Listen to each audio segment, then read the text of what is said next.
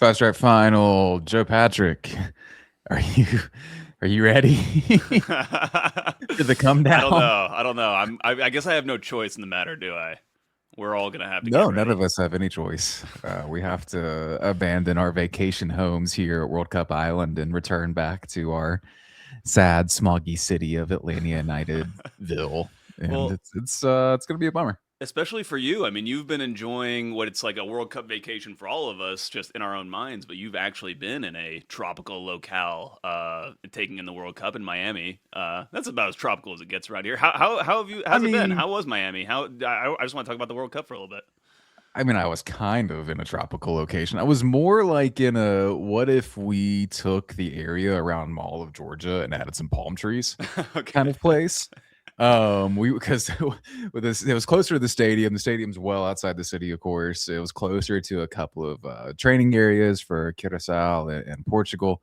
So we were at a hotel in something called Aventura, Florida, which if it sounds like a Sounds mid-sized tropical. luxury sedan, that's exactly what the vibe was. Except Joe Patrick, near my hotel, which of course it had a casino and a racetrack next to it because we're in South Nice. Florida. Nice. Near that was genuinely the most unsettling statue I've ever seen in my entire life. I don't think I can undersell how massive this statue of a giant winged Pegasus fighting a dragon actually is. And I could see it directly outside my window. Oh, And it awesome. was so large. It's the second largest statue in the United States behind the What? Statue of Liberty. Yeah, I'm Wow. not kidding.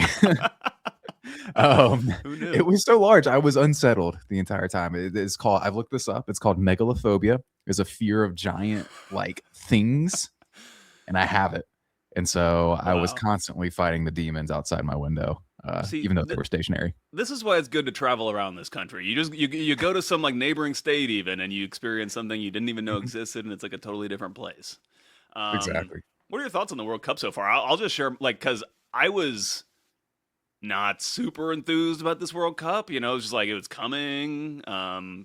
Kind of thought the games in Atlanta here would be duds for the most part in terms of like attendances and stuff with the teams, but they've all been awesome. The whole thing has Yeah. been like extremely entertaining.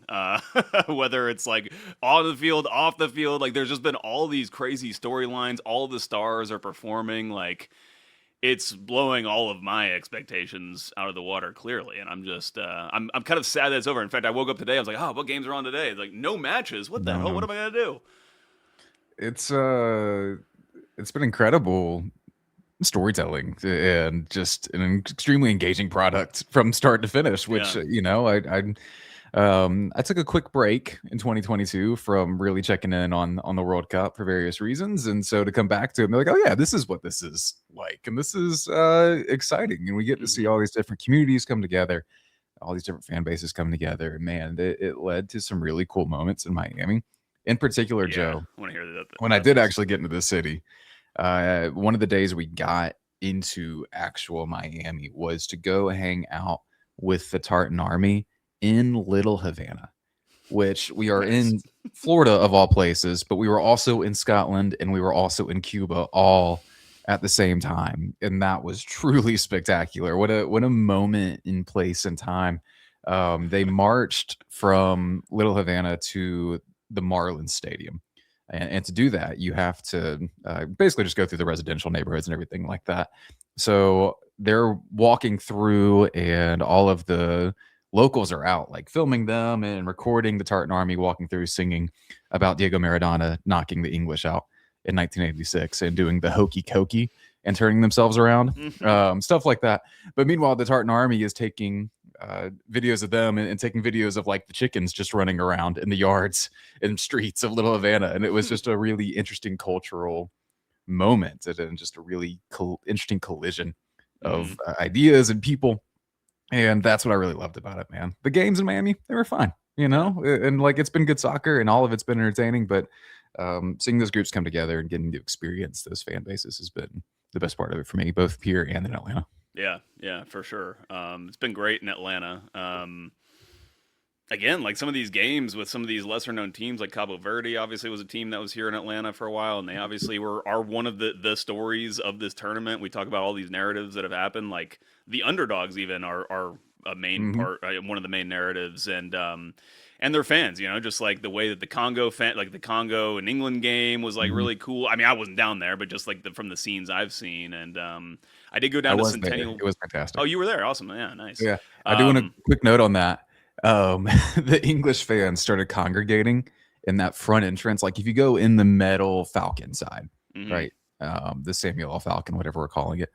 If you go in that side, there's that entry area, right? That's a little open, but mhm. everyone is like walking through it to get to their respective seats, go up the escalators, whatever else. For some reason, England fans took that as, oh, this is the place we stand and sing songs. And so when security tried to come over and get them to move out of the way and stop causing a fire hazard, the England fans started singing at them. And I truly don't think Safe was prepared for that moment in Right. any real way. Yeah. It Did you was see fascinating. yesterday? The Argentina fans were like throwing the safeguards like up in the air while they were celebrating. It was incredible. It's awesome. Amazing.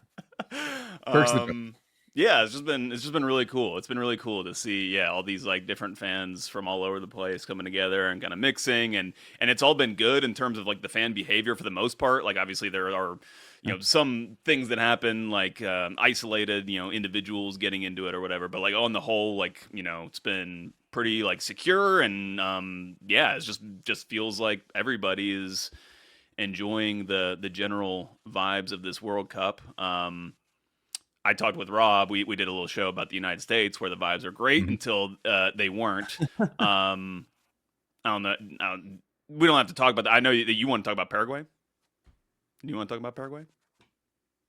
Oh, yeah, we can talk about. You cut out for me for a little bit there, Oh, but yeah, sorry we about can that. talk about, I just I was just wondering if you in the Atlanta United base in general was kind of keeping tabs on that because it was interesting to watch them all of our Atlanta United friends and current family have unique like ref experiences throughout their World Cup year. Miguel gets the red card, of course, for having his hand over his mouth, which like everyone Yeah. knew that rule coming in. Don't do that.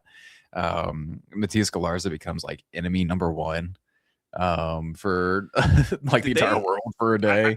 I It's good I stuff. saw something, and I don't know whether these things nowadays that go around on social media are just like fake or whatever. Did they get rid of the hand over mouth penalty red card rule, or is it I would have still to. in place? Okay, I I think wasn't sure. it's yeah. Um, It would be amazing if Miguel was the first and only person to do it. That'd be pretty right? Yeah, remarkable. yeah, I think it stuck around. So, yeah. there's still opportunities for it to It change, like the final, in a really meaningful way, and it's going to be hilarious. Yeah, it was funny to see, especially just like the broadcasters, 'cause that's who you're hearing during a game, like talk about some of these players, especially Galarza. They're like talking about Galarza like he's, this like the talisman basically for Paraguay, and He played I mean great maybe for he a couple was games, kind of. straight up. Yeah, yeah. He was good Um, for a little bit, and then and then he turned it into a WWE event. well, yeah, and that's I didn't see that game, so I didn't even see the game in which he turned heel and kind of went NWO on their ass and He started. lost a lot of goodwill pretty quickly. Yeah, I It was saw I saw some of the isolated replays of him just like hitting people. Mbappe yeah. in particular, but Yeah. I mean, hey, like I'll say this about Paraguay: like a lot of people, and it wasn't undeserved, giving the United States a lot of credit for the way they played Paraguay and the way that they won that game. But like, and what I was hearing after that game was all these pundits saying like, you can't take anything away from the United States. Paraguay, finished at, did such and such in CONMEBOL qualifying. They only gave up so many goals in CONMEBOL qualifying and everything. And I'm just thinking like, yeah, but that's not the way they played against the United States. Like if they had played the way they played against the United States in CONMEBOL qualifying, they wouldn't have accomplished what they accomplished in CONMEBOL qualifying. And ultimately, they learned their lesson from the United States that they Yeah. were too ambitious, that they tried to play too normally, basically, and then they went back to the things that got them qualified and got the results they needed to get to the knockouts at least, and only lost by 1 goal to France. And so, for as much as people hate it, and I hate it too, like it's like anti-football, not fun, etc. But like you're playing to win, like, and I'll continue to say this, like, you play to win the games. You don't play for other reasons. And they're that off meta team. I don't know if I've talked to you about Hmm. my kind of theory about this, but like, it served them well, I thought. Once they kind of got back to their off meta ball, they started getting the results they needed. Yeah, no, absolutely. And, like that's the game here in this random tournament we do every 4 years, which I guess doesn't make it random, but it does kind of make like the nature of the teams themselves kind of sporadic. You kind of have Hmm. to just buckle down. It's not like you're building something over a long season or anything like that. And there's good and bad in that from like a Yeah. storytelling Yeah. perspective. But in this case, for Miguel and Galarza and Junior Alonso and all these other Atlanta United tangentially related folks worked out pretty well for Paraguay. So that was kind of fun to keep an eye on. And Um, and I would say on that on my meta playing theory, I think it played out for the United States too, where it's like, yes, their talent level has improved from where it's been in previous generations, and when they're playing the meta, they're going to be better than they have been previously against teams like Australia, against teams like Paraguay mhm. when Paraguay's not playing the way that. But when you play Belgium, a team that's like on playing the meta too, and you're kind of playing the same style, and you're just not as good as them, you're going to get beat. Although I don't, I mean, I think that there were a lot of other reasons. They just, like, United States didn't show up to the moment. Obviously, there was increased pressure from all the things that had happened with Trump and getting Balogun back in Yeah. the game, and also FIFA just completely like allowing it to happen, which is crazy. Um, Although they claim that there was like already an investigation underway to, like, Right. assess Yeah. the Yeah. situation. Ultimately, all we know is that, like, that just added fuel to the occasion and the United States. So on top of just not being technically as good as Belgium and kind of wilting in front of that, I think also just the occasion just totally was too much for them. Oh, those dudes were swallowed by the moment, and it Yeah. was so clear from the very, very jump. They just weren't up for it, Yeah. and like, it was funny watching all the tactics and analytics folks on my timeline be like, "Well, I mean, we could like analyze this, but they aren't completing 5 yard Right. passes. What do you want Right. us to, Exactly. what's Yeah. this isn't Yeah. tactics. This isn't Yeah. anything." Um, I did kind of, I didn't laugh at the Balogun thing because it was so ridiculous, but I was kind of like not as up in arms about some of it. Maybe not up Mm-hmm. in arms isn't the right word, but maybe I wasn't as like attached to that story as other folks were Mm-hmm. because I grew up in SEC country and I was like, oh yeah, a politician interfered to get someone eligible. I've seen this Of one. course, yeah. Like, honestly, I put more of it on FIFA that they just like Yeah. capitulated to whatever pressure they would have felt by the United States government doing something like that. I found there was some, I saw some tweet that was like, "We're a proper footballing nation now that our government has tried to like get our Hmm. players eligible." Again." Well, like, Clearly, it didn't work. I'm yeah, shocked yeah, that getting the fourth best yeah, player back on yeah. the 16th best team in the world didn't result in a World Cup title. But Now, does this oh play well. into any theories about like Atlanta United and like the striker maybe not being the end all of their, not like what's going to save them, but like a lot of things come before the ball gets to the striker for him to put the ball in the net, because Balogun, even though he plays in that game, a total non-factor because Pretty anonymous, yeah. they, just like Atlanta United, have not been able to do some of the basic things that are required to ultimately score goals. So, Yeah, long list. yeah, yeah. Long list for Um, United, man. on Let me that, ask you yeah, this. I'm yeah, actually really curious about something. yeah. Do you feel an emotional attachment to the USMNT? Like, have you been sad the last few days? I was really frustrated that night. I didn't go to bed Right. until way late just because the moment was completely wasted. Like, that's what was Mhm. really frustrating me. And I was also just kind of confused as to like why it happened. Um but no, like, yeah, like player for player, like, no, not really. I don't like, Yeah. and but part of it's like I'm not invested in it as a fan. Like, I'm not like locked into all their friendlies they play in the lead up and all that. Maybe I will be in the future coming World Cup cycle because they will actually have to qualify this time, where like there wasn't any actual like competitive games for them to play. They were basically all friendlies until the World Cup started. So for that reason, now that I think about it, like, no, not really, honestly. Yeah.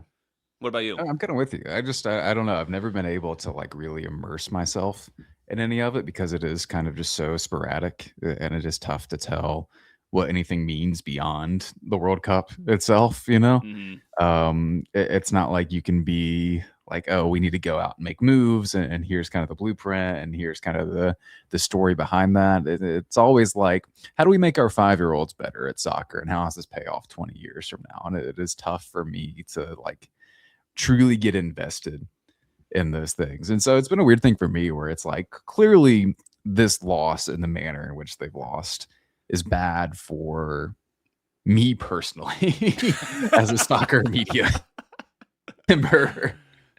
And